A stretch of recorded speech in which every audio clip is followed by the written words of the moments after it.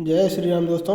Welcome to my YouTube channel Ved academy with Amit. आशा करता हूँ आप सभी लोग स्वस्थ होंगे, मस्त होंगे और व्यस्त होंगे। ठीक है, आज हम बात करेंगे महत्वपूर्ण दैनिक करंट अफेयर्स दिनांक 12 दिसंबर 2023 के बारे में।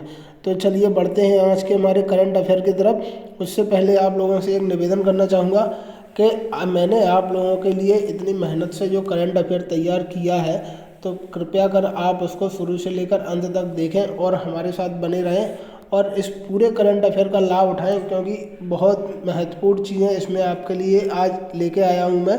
ठीक है, तो आप उसको देखें और अंत तक हमारे साथ बने रहें। तो चलिए शुरू करते हैं। आज का पहला प्रश्न है हमारा, अंतर्राष्ट्रीय तटस्थता दिवस कब मनाया जाता है?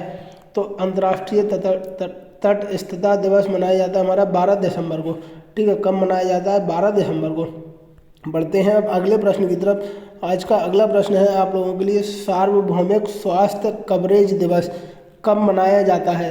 तो सार्वभौमिक स्वास्थ्य कवरेज दिवस मनाया जाता है हमारा 12 दिसंबर को। ठीक है, 12 दिसंबर 2023 को सार्वभौमिक स्वास्थ्य कवरेज दिवस के रूप में मनाया गया। अब बढ़ेंगे हम अगले प्रश्न की तरफ। आज का हमारा अगला प्रश्न है आप लोगों के लिए, संयुक्त राष्ट्र में 2023 दिवाली पावर ऑफ वन पुरस्कार से किसे सम्मानित किया गया? ठीक है, पेपर में प्रश्न आएगा आपके लिए, पावर ऑफ वन पुरस्कार से किसे सम्मानित किया गया? वो उसमें होगा आपका बान की मून को। ठीक है, जैसा कि हमको पता है कि बान की मून जो थे ना, वो संयुक्त राष्ट्र के पूर्व महासचिव रह चुके हैं। ठीक है, संयुक्त राष्ट्र के पूर्व महासचिव थे बान की मून। उनको पावर ऑफ वन पुरस्कार से सम्मानित किया गया है। इस पुरस्कार को, यानी कि ये पावर ऑफ वन पुरस्कार है ना, इस पुरस्कार को ऑस्कर ऑफ डिप्लोमेसी पुरस्कार भी कहा जाता है। क्या? ऑस्कर ऑफ डिप्लोमेसी पुरस्कार भी कहा जाता है। अगर पेपर में आपको पावर ऑफ वन पुरस्कार नहीं मिला, तब ऐसा भी मिल सकता है, ऑस्कर ऑफ डिप्लोमेसी नामक पुरस्कार 2023 किस व्यक्ति को मिला है? तब आप लगाएंगे बान की मून को। बढ़ते हैं अब अगले प्रश्न की तरफ। आज का हमारा अगला प्रश्न है आप लोगों के लिए, गुवाहाटी मास्टर्स बैडमिंटन टूर्नामेंट 2023 में महिला डबल्स का खिताब किस जोड़ी ने जीता है?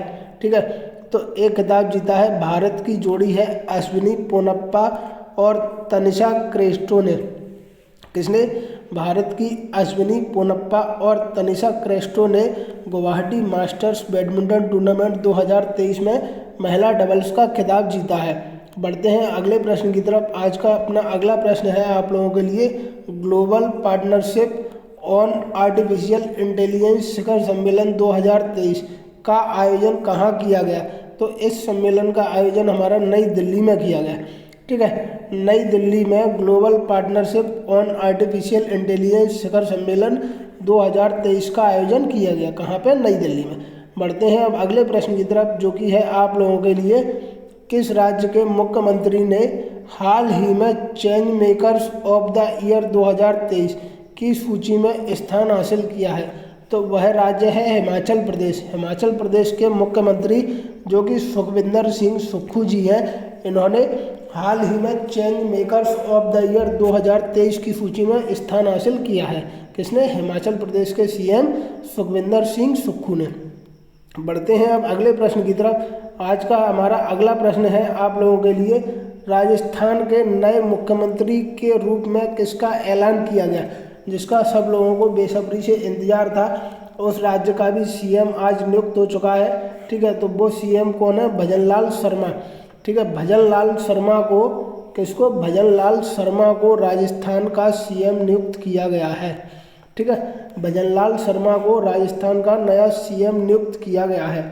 अब ये जो सीएम नियुक्त किए गए हैं ना, ये जयपुर की सांगानेर सीट से विधायक हैं। ठीक है, जयपुर की सांगानेर सीट जो है ना, उससे विधायक चुने गए हैं। कौन? भजनलाल शर्मा, और इनको राजस्थान का नया मुख्यमंत्री बनाया गया है। बढ़ते हैं अब अगले प्रश्न की तरफ। आज का हमारा अगला प्रश्न है आप लोगों के लिए, राजस्थान के उप मुख्यमंत्री यानी कि डिप्टी सीएम के रूप में किसका चयन किया गया है? इसके रूप में चयन किया गया है दिया कुमारी और प्रेमचंद बैरवा का।